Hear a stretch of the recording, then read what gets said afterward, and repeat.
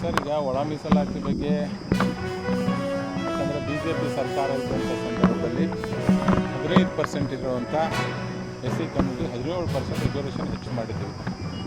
ST ಸಮಾಜದ ಬಹುದಿನದ ಕನಸು, ಭಾಳ ದಿನದ ಹೋರಾಟ ಇತ್ತು. 3% ಇದ್ದಿದ್ದು 7.5% ಮಾಡಬೇಕನ್ನೋದು, ಅದು 7% ಮಾಡಿದ್ವಿ. ಆದರೆ ಇವತ್ತು ಸರ್ಕಾರ ಅದೇ 17 ಇದ್ದದ್ದು 15 ಮಾಡಿ, ಅದೇ 7 ಇದ್ದದನ್ನು 3 ಕೀಳಿಸಿದ್ದು ಅನ್ಯಾಯ ಅದು. ಯಾಕಂದರೆ ಎಲ್ಲ ಕಡೆ ಹೇಳ್ತಾರೆ ಕಾಂಗ್ರೆಸ್ ಪಕ್ಷ ಅಂತಂದರೆ, ಕಾಂಗ್ರೆಸ್ ಸರ್ಕಾರ ಅಂದರೆ ಹಿಂದುಳಿದವರದ್ದು, ದಲಿತರ, ಅಲ್ಪಸಂಖ್ಯಾತರ ಪಕ್ಷ ಅಂತ ಹೇಳ್ತಾರೆ. ಮತ್ತು ಹಿಂದುಳಿದ ದಲಿತರಿಗೆ ನೀವೇನು ಒಳ್ಳೇದು ಮಾಡಿದ್ರಿ? ಈ ದಲಿತರಿಗೆ ಎಲ್ಲರೂ ಏನು ಹೇಳ್ತಿದ್ರು, BJP ಅಧಿಕಾರಕ್ಕೆ ಬಂದ ತಕ್ಷಣ ಸಂವಿಧಾನವನ್ನು ಚೇಂಜ್ ಮಾಡ್ತದೆ, ರಿಸರ್ವೇಷನ್ ತೆಗಿತಾರೆ ಅಂತ ಎಲ್ಲರೂ ಹೇಳ್ತಿದ್ರು. ಅದೇ BJP ಅವ್ರ ಅಧಿಕಾರದಾಗಿದ್ದಾಗ 15 ಇದ್ದು 17% ರಿಸರ್ವೇಷನ್ ಹೆಚ್ಚು ಮಾಡಿದರು. 3% ಇರುವಂಥ ST ರಿಸರ್ವೇಷನ್ನು 7% ಹೆಚ್ಚು ಮಾಡಿದರು. ಈಗ ಯಾರು ತೆಗೆದ್ರು? ಕಾಂಗ್ರೆಸ್ ಅವರೆಲ್ಲ ತೆಗೆದರು. ಅಂದರೆ ಕಾಂಗ್ರೆಸ್ಸು ವೋಟ್ ಬ್ಯಾಂಕಿಗೋಸ್ಕರ ಮೋಸ ಮಾಡೋದು ಬಿಟ್ಟರೆ ದಲಿತರಿಗೆ ಮೋಸ ಮಾಡೋದು ಮಾಡಿಲ್ಲ.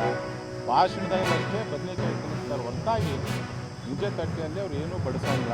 ಅವ್ರಿಗೇನಿದ್ರು ST ಅವರು ಬೇಡಿಕಂತ ಇರಬೇಕು, ಅವ್ರು ಬಂದಾಗ ಅಪ್ಲಿಕೇಶನ್ ಕೊಟ್ಕೊಂತ ಇರಬೇಕು, ಅವ್ರ ಮನೆಗೆ ಒಳ್ಳೆ ಜಾಬ್ ಸಿಗಬಾರ್ದು, ಒಳ್ಳೆ ಎಜುಕೇಷನ್ ಸಿಗಬಾರ್ದು.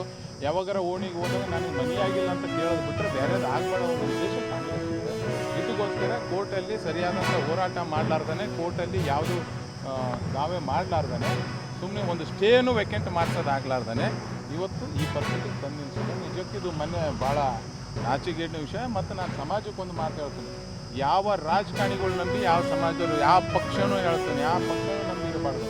ಇವತ್ತು ದಲಿತರು ಯಾವ ಥರ ಹೋರಾಟ ಮಾಡೋದಕ್ಕೆ ಅವರಿಗೆ ಬಲಗೈ ಸಮಾಜಕ್ಕೆ ಎಡಗೈ ಸಮಾಜಕ್ಕೆ 5.25 ಕೊಟ್ಟರು ಅವರು.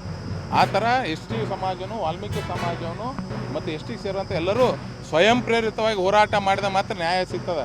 ಯಾರೋ ಒಬ್ಬರು ರಾಜು ಗೌಡ್ರು ನಂಬಿ ಹೋರಾಟ ಮಾಡಿದ್ರೆ, ಯಾರೋ ಒಬ್ಬರು ಸತೀಶ್ ಜಾರಕಿಹೊಳಿ ಅವ್ರಿಗೆ ನಂಬಿ ಹೋರಾಟ ಮಾಡಿದ್ರೆ, ಯಾರು ಶ್ರೀರಾಮುಲು ನಂಬಿ ಹೋರಾಟ ಮಾಡಿದ್ರೆ ಸಾಧ್ಯ ಇಲ್ಲ. ಯಾಕಂದರೆ ನಮ್ಮ ಅಧಿಕಾರದ ಆಸೆಗೆ ನಾವು ಸಮಾಜನ ಬಲಿ ಕೊಟ್ಟು ಬಿಡ್ತೇವೆ. ಸಮಾಜ ಉದ್ಧಾರ ಆಗಬೇಕು, ಸಮಾಜ ಹೇಳಿಗೆ ಆಗಬೇಕು, ಯುವಕರು ಎಲ್ಲರೂ ಜಾಗೃತ ಆಗಬೇಕಂತ ಯುವಕರು ಹೋರಾಟ ಮಾಡಿದಾಗ ಮಾತ್ರ ನಮ್ಗೆ ನ್ಯಾಯ ಸಿಗ್ತದೆ. ಇದು ದೊಡ್ಡ ವಾಲ್ಮೀಕಿ ಸಮಾಜಕ್ಕೆ, ST ವರ್ಗಕ್ಕೆ ದೊಡ್ಡ ಅನ್ಯಾಯ ಆಗಿದೆ. ಈ ಅನ್ಯಾಯದ ವಿರುದ್ಧ ಜನರು ಸಿಡಿದಾಡುವಂಥ ಕೆಲಸ ಬರುವಂಥ ದಿನದಲ್ಲಿ ಮಾಡ್ತಾರೆ.